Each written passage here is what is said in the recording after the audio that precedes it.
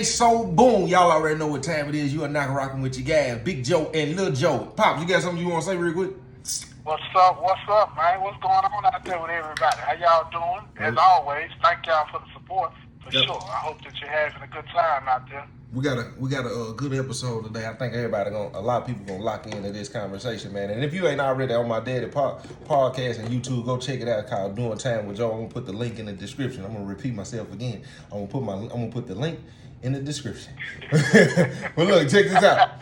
So they got, I'm pretty sure everybody saw the Kyrie Irving situation, you know what I'm saying, when he put up the documentary and they said, you know what I'm saying, what they said about him and all the press conferences and all the, it was a real big political thing going on. But here recently, a photo has surfaced of your guy, to the Cowgirl fans, Jerry Jones. And Dad, go ahead. What have you saw as far as this picture and what is surrounding and what's going on? Well, the other day I was watching one of my shows, The View, right? And I saw they put the picture up talking about Jerry Jones was outside the school. They had desegregated the schools back in the day.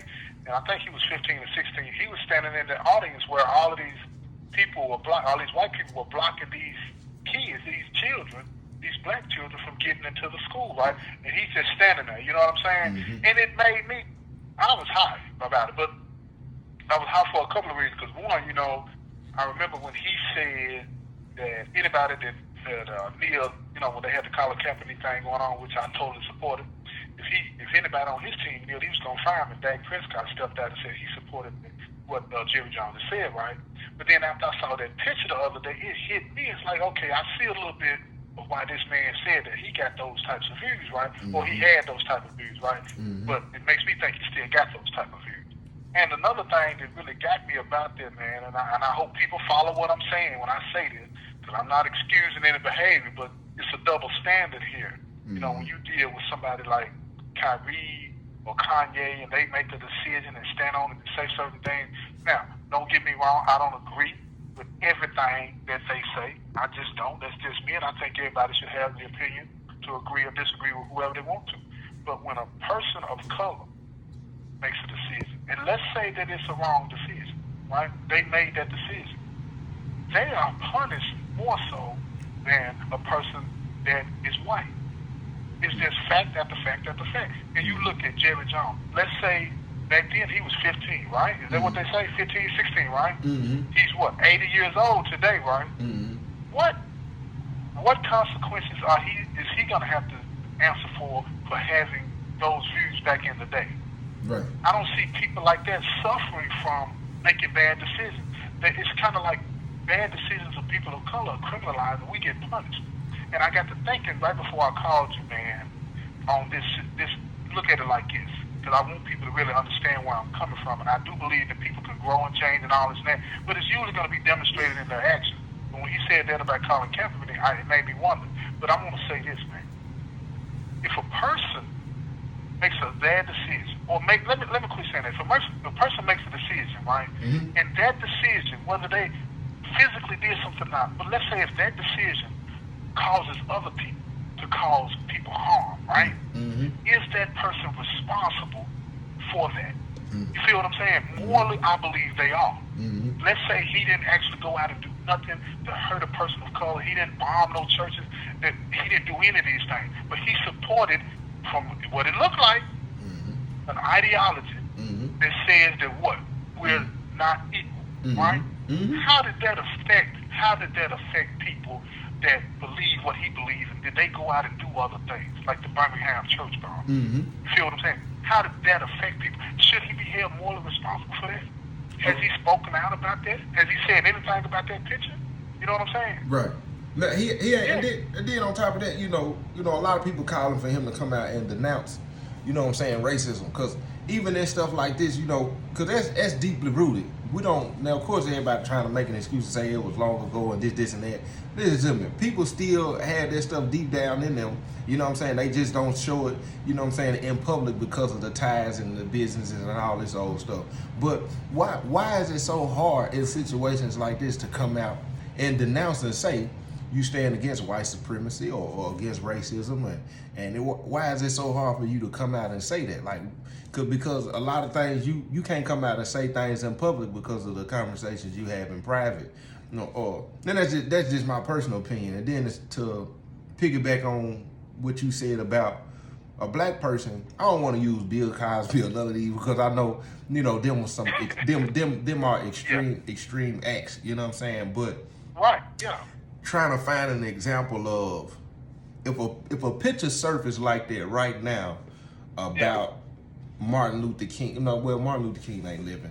If a picture surfaced like that of let's LeBron James or somebody or Jay-Z. Right. Let's use Jay-Z. Well, Let's use a picture like that surface of Beyonce hanging with a cult of people who was racist and didn't like, let's just not even say white people, or say they had some kind of group that was against white women. They would try to destroy her career, everything she's built, everything she's done.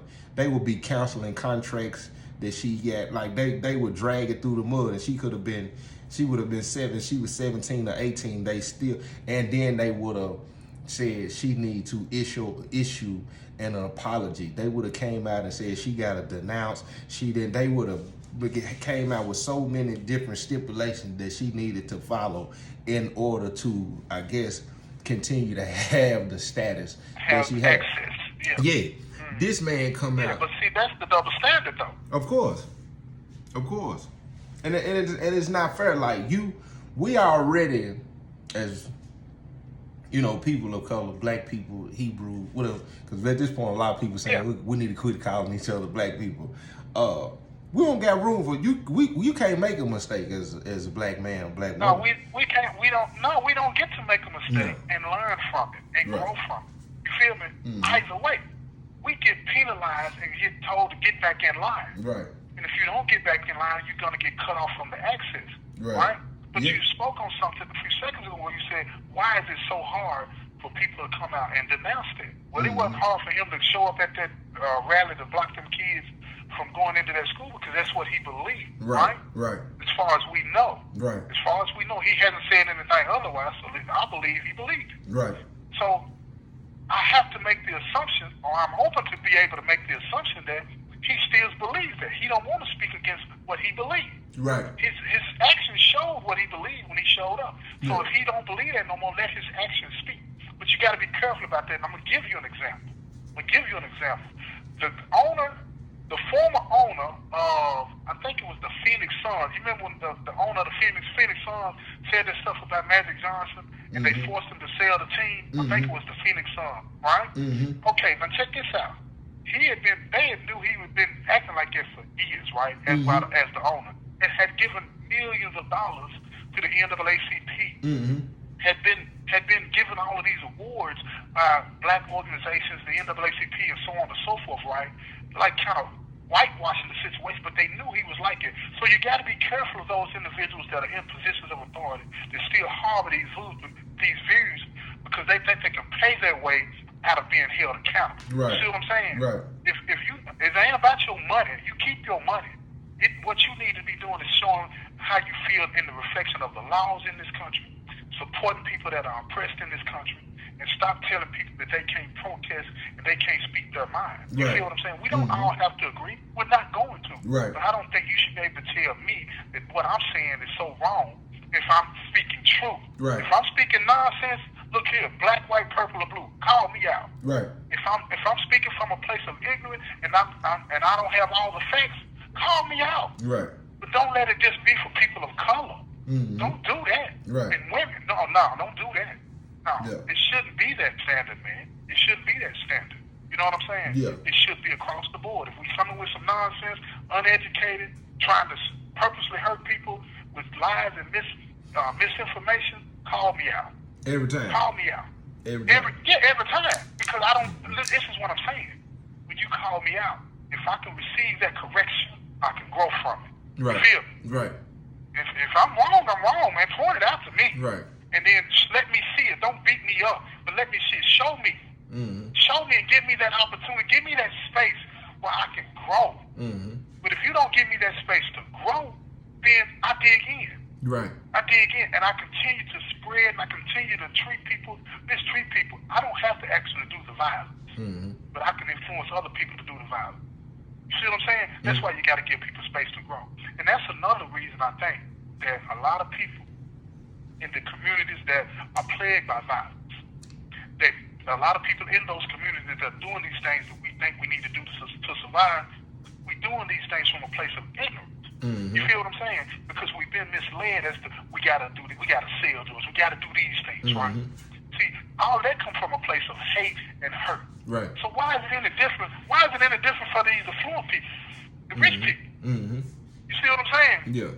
And they ain't got no problem in saying punish those individuals in the hood if they do A, B, and C. But they got a problem going after the Calabasas and Beverly Hills and these suburbs in Texas and all these other places. Right. Saying we're gonna hold these people accountable when they do what they do. They got a problem with that because these people still have power.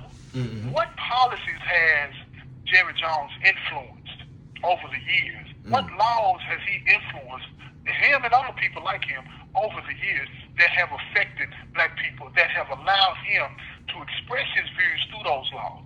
See what I'm saying? Ask that question, because it gets bigger than that picture. Right. It gets bigger than that picture. Yeah. Why is it that you got the majority of people in the NFL that play football, but you got less than 10, 15, 20%, I think it's less than 20% of them hold manager position, coaching positions, things like that. Does his beliefs influence that? Right. You see what I'm saying? See, that's where it gets bigger. It's not about the picture wholly. It's about the views attached to that, the ideology attached to that. What has he influenced with that ideology? What policies has he influenced and laws has he influenced with that ideology that has held us back? You see what I'm saying? See, that's what them brothers getting into when they release a photo like that. And they need to find pictures of everybody else out there. Yeah, There's a lot of stuff in them archives of people participating in that. Now, what if we find some of these people we've been running up behind and clapping and cheering on? What if we find pictures of them? And then we can look and see how laws have been influenced by these people. You see what I'm saying? Yeah, and things that have held us back, those things that have put that metaphorical knee on our neck. See, we'll find stuff like that then. Right. You see what I'm saying? But they don't want that out there. It'll be a simple fix. It'll be a simple fix for him. Come out and say, I was wrong. Right. And I denounce that. And then you put some into play to show that. Right. It'll be a simple fix. Yeah. But you got to be open to receiving correction. You know what I'm saying? And with that being said, man, y'all jump in the comment section like, what's y'all, what do y'all think about the Jerry Jones photo and the lack of accountability and him not coming out and denouncing and speaking against, racism, white supremacy or whatever. What's y'all opinion, man? Y'all jump in the comment section. Y'all let us know. We're gonna hold it down like we always do. You know what I'm saying? Like I said, if y'all ain't tuned in to the YouTube channel, go check it out. Doing Time with Joe. He got a series he about to drop. You know what I'm saying? He's gonna be working on this week. I'm pretty sure y'all will enjoy it. Pops, you got something you want to say before I cut it off? Man, look here. Like I say, man, I love you, man. I always like to thank you for the opportunity to be on here with you. And everybody out there that's supporting me and supporting you. Hey, I love y'all, man, from the bottom of my heart, and keep it up. Peace, y'all. Man, y'all hold it down.